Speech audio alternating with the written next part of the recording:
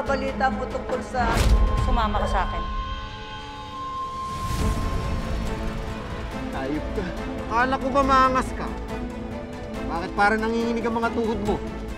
Anak, patawarin mo ako. Wala akong nagawa. Damay nanay ko! Wala ka sa posisyon para magutos.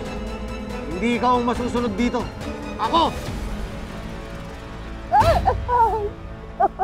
Bitawan mo ako. Bitawan mo ako. Bitawan mo yung baril mo. Baka sakaling buhayin ko pa yung nanay mo. Tama na. Bitawan mo! Huwag mo saktan nanay ko. Tama rin yung ebidensya. Yung ebidensya, ibaba mo.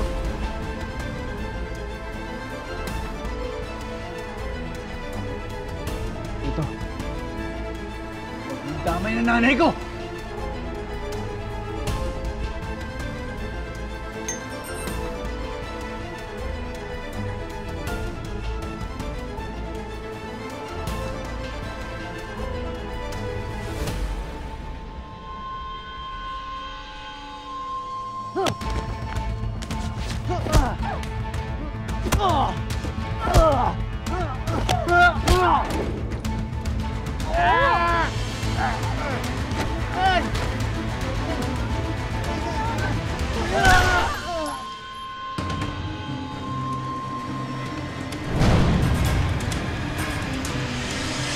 Pag, anong sabi?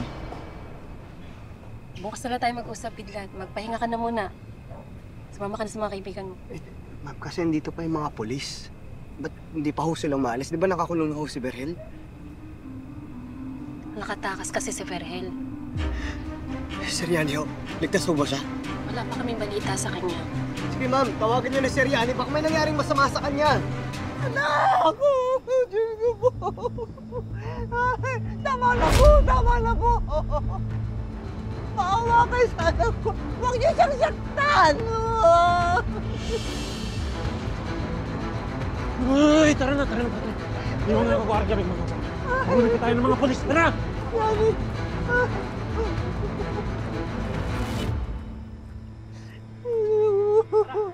Tulong! Tulungan niyo kami! Anak ko! Dali! Base! Padala yung ambulansya dito. Tawag yung duguan. Kaya na! Yani! Dadag natin sa ospital! Yani, anak ko! Ang anak ko, Yani! Anak ko! Yani! Ang anak ko! Oh, anak!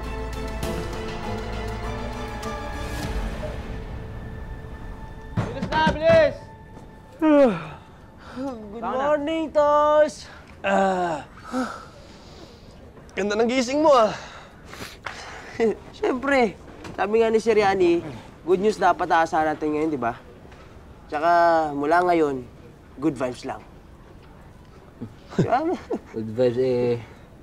Isang yun mukhang bad trip na naman. Di yata natulog eh.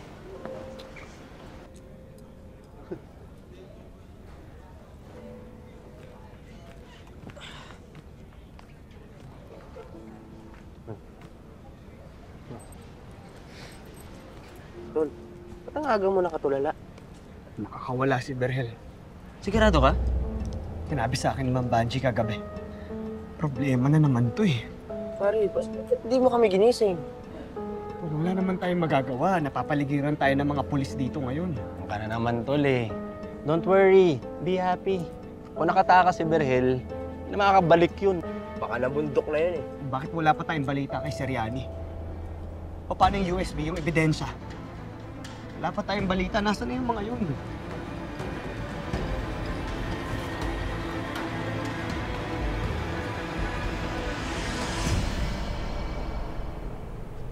Ngayon yung sinasabi ni Berhel na alas niya.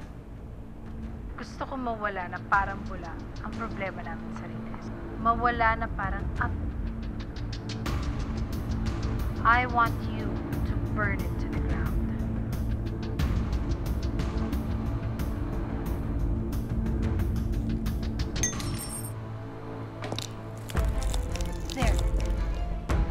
Kahit anong sabihin ng kidlat na yan, or even that Yanni, no one will believe them. If they insist, pwedeng sila ang kasuhan natin. I like that song. Bastang importante, wala na silang evidence against us. Meron. Pero, huwag ka mag-alala. Kami na ng anak mo ang bahala.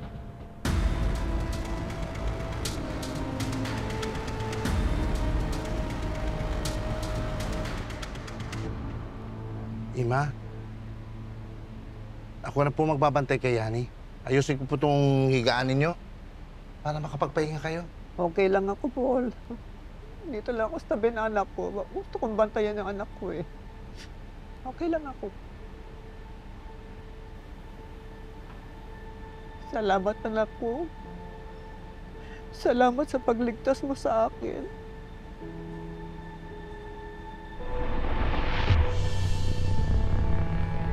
Yani? Yani, anak? Paul, gumalaw ang kamay. Nakita ko. Yani? Anak? Anak, Yani? Ay, salamat po. Salamat po, Diyos ko. Anak? Nay? Andito ako. Nay? Andito ako. Nasa kayo, Nay? Andito ako. Yani! Hindi ko kayo makita! Nay! Yani! Paul? Hindi kita makita! Jesus! Ano nangyari sa akin? Kalma na! Ano nangyari sa akin? Sandali, sandali! Ano nangyari sa akin? Wala akong makita! Uy, sino Jasper?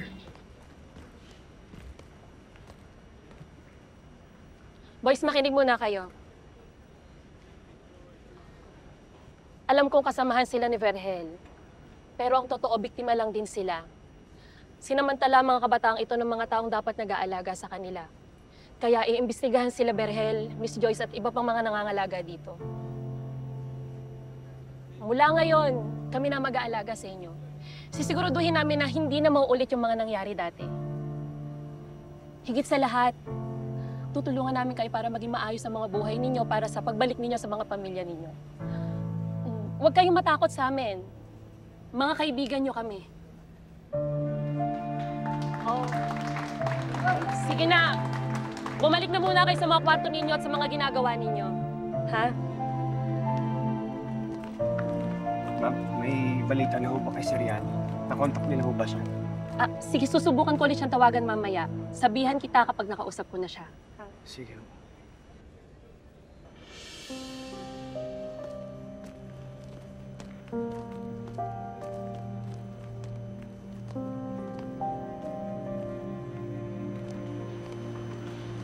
Kailangan natin mag-usap. Ba't ganyan mga mukha nyo? Parang kayong namatayan. Wala. Walang namatay. We, prank to, no? Lungkot-lungkutan lang kayo. Hula ko, siguro. Alam nyo na makakauwi kami dito. Ano, nasabi na ni Seriani tungkol sa ebidensya? Anong ebidensya? May pruweba kami na ang mga Victor ang nag-utos kay Vergel na ipasunog ang Riles. Baka yun yung dahilan kung bakit inambush ni Vergel si Tito Yani kagabi. Oo nga, pati si Ima nadamay. Si Ima? Ano nangyari sa kanila? Ligtas ba sila? Safe si Ima. Ima na. Safe siya. Si Seriani? Uy, sumagot kayo! Ano nangyari kay Sir? Masama yung nangyari kay Tito Yani. Nabaril siya, tapos pagising niya, hindi na siya makakita.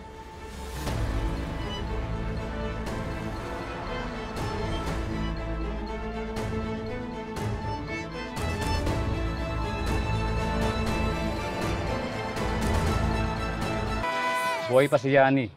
Kaso, nabulag na siya. Talagang binubuenas pa rin yung bayani na yan.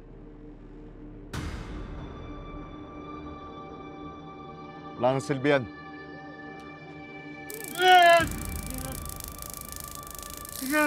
Ano ba? Hindi mo pa kayo tapos dyan? Tama na! Tama na! Yeah! Boss! Maawa po kayo sa akin! Ito yung ginamit niya. para i-record yung mga inutos ka. Boss.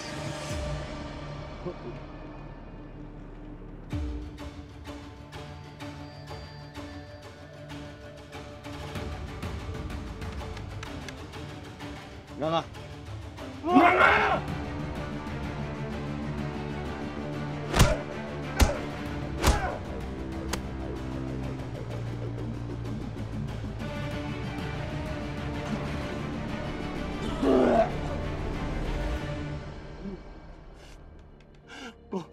Mas maawa po kayo sa akin. Tinuro ko kung kanina napunta yung ebidensya. Tumulong nga ako, di ba? Tumulong ako para bawiin yan! Wala tayong babawiin kundi ka gumawa ng kontralaban sa amin. Ma'am, di ba ka try rin kami?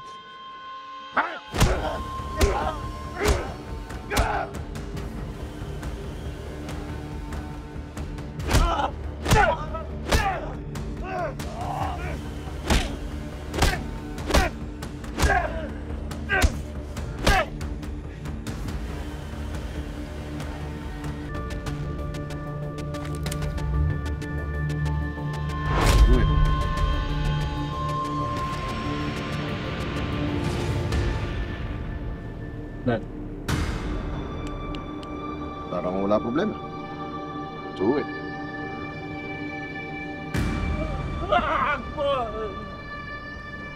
Boss! Boss! Boss! Boss! Boss!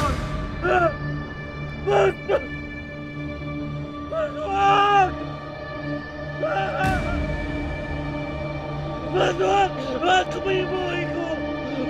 Patayin mo! Oh, kaya mo yan. Kakalipitin mo lang yung kasira. Tuloy mo na.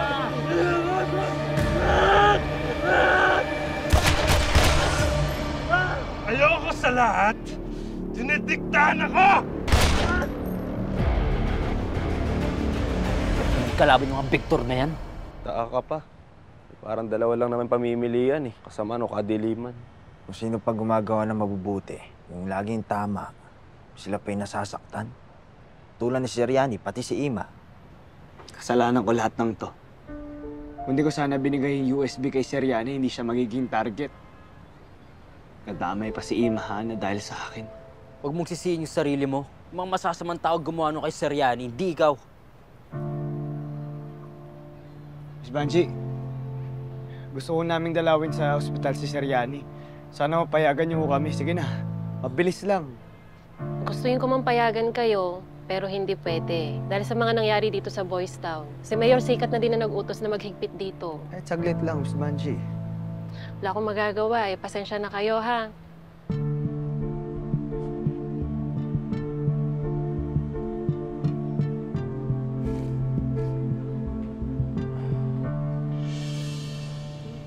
Boss!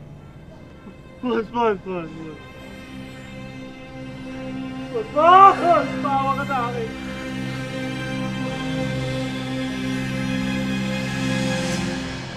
Don't worry. May use ka pa sa akin.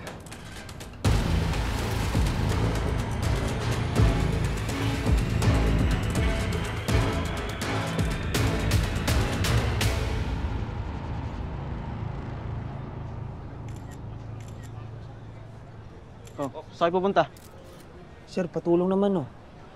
Pwede ka lumapit doon, magpapa-shoutout lang. Hindi pwede. Para na rin sa security nyo. Sino ba naman kasi papa-shoutout mo, nanay mo? Siyempre, hindi. Kayo mga tuloy sa shoutout ko, si Seriani, Imahana, pati si Mutya. Tama na kulitan. Hindi lang tayo. Gusto kong maging transparent sa inyo sa nangyari dito. Oh, anak. Isa pa. Yan, masarap, di ba? Kain ng kain na para lumakas ka kagad. Yan na si Paul. Bumili lang po ako ng tinapay para may pangmerienda.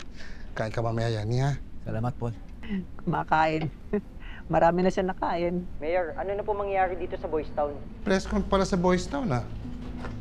Due to the recent conflict na nangyari dito, our first step is to change management and security. Patay mo na nga yan, nakaka-stress lang. Wag, Nay. Gusto ko makinig. Ibig sabihin po ba, ginagamit talaga ang mga detainees para gumawa ng mga krimen? Unfortunately, lahat ng mga nagtatrabaho dito kailangan naming imbestigahan. Pero let me assure you na mapoprotektahan namin ang mga bata at matutulungan namin sila para magbagong buhay nila. Pero Mayor, sino po may pakana ng krimen na to? Ang dating head security dito, si Vergel Reyes. Nasaan na ho siya? Nasa custody na po ba siya ng mga polis? Nakatakas pero... Pero andito ako ngayon. Siya ba yun? Siya ba yung masala?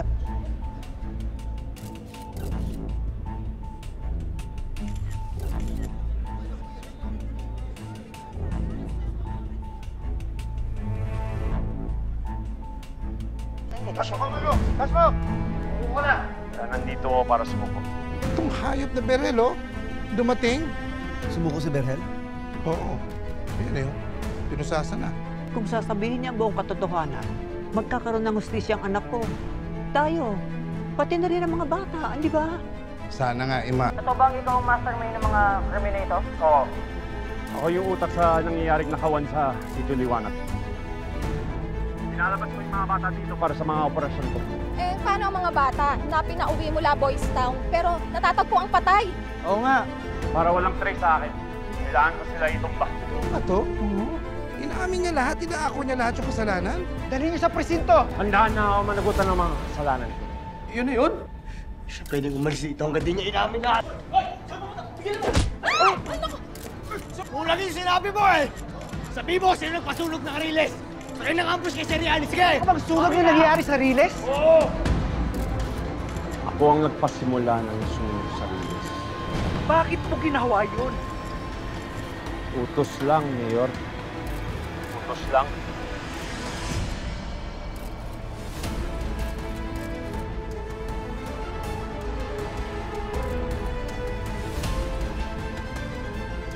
Yes! Sabi mo! Sino nagutos? Ha? Tatay niyang si... Si Lando! Sinungaling ka! Gang leader si Lando. Inutusan pa tayo ni Lando. Alam mo yan! Sinakot ko pa yung dalawang barkada mo. Si Kidlat tsaka si Darwin. Alam mo yan! Sinungaling! Ima! Nay? Ima, po. Nay? Po kayo. Po muna. Kalma lang po kayo. Kalma lang. Kalma lang. Ayop na to! Nagsisinungaling pa! Pauli mo yan! Hindi totoo yan! Fake news! Fake news sinasabi na to! Bakit? Ikaw? Ha? Taga-Riles ka ba? Sisinungaling ka ba? Tinamay mo pa tatay ko? Ay! Malaki ang galit si Lando sa mga taga-Riles. Pati yung anak niya, mga sangga na sa Riles. Takot niya lang hindi sumunod sa usapan. Anong usapan? What kind of deal you made with him to make him say it? Magaling niya si Matos. Idea niya lahat yan. Your task is very simple. Kuhin mo lahat ng ibinibintang sa pamilya namin. Lahat, boss? Lahat! Pati ang pagkasunog sa Riles! Gusto kong mabura ang tuta sa pamilya namin! Naintindihan mo ba ako? Sabi ko, naintindihan mo ba ako? Ang sigil lahat ng mga taga-Riles, ayoko na sisihin pa ulit si Dad. Kaya isama mo sila. Kung papayag ka, magbubuhay hari ka sa loob ng kulungan. Pero kung hindi, dito pa lang. At papantayin ko ng paa mo. Yan mo! Oo na! Ayoko na! Gagawin ko na lahat!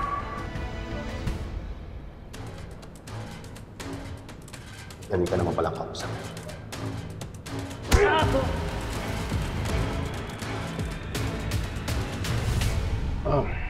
Sa palagay ko, ready na yan si Matos.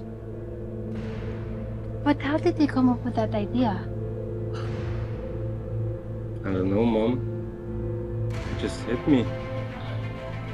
You know what? I don't know if I should be scared or happy.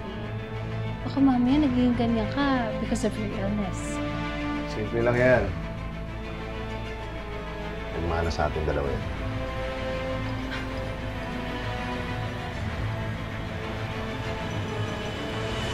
Umamin na kayo! Sarin nyo na sa presinto yan! Hindi kayo konsensya nyo tulad. Sarin nyo na sa presinto yan! Tapusin na natin itong presko na to! Tapusin na natin, pasensya na kayo! Ayun ka! Ayun ka!